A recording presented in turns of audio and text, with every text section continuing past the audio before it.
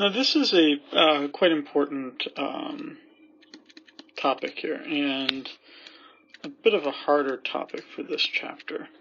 This would be nominal GDP and real GDP. Typically, when we're measuring GDP, we're taking the prices times the quantities. But the problem with that approach is that by looking at prices, what you could end up doing is thinking that more production is occurring when in fact all that's happened are higher prices. So nominal GDP, the way that we're measuring that is we're taking current year prices for all the products in the country,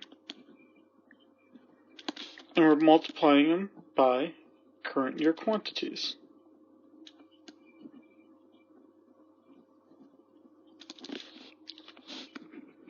But, as you can see here, nominal GDP can increase either because price changes, quantity changes, or both. And for an economist, that's a little bit distressing because we actually want, when we're looking at GDP and we're measuring GDP, we're generally concerned about whether more is being produced, not just that the same amount is being produced, is just more expensive. So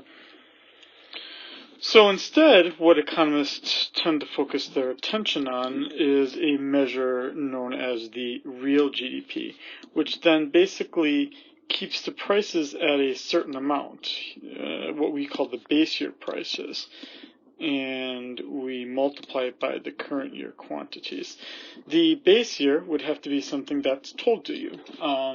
There's no natural instinct of what it must be. It would have to be told to you what it's going to be. As an example here, if I said that 2010 was my base year, and I gave you 2000,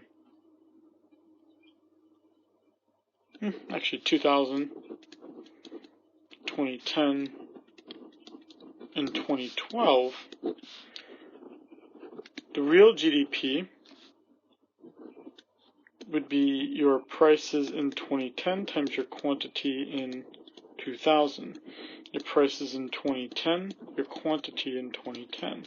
Your prices in 2010, your quantity in 2012. As you can see here, the price is kept constant. The only way real GDP changes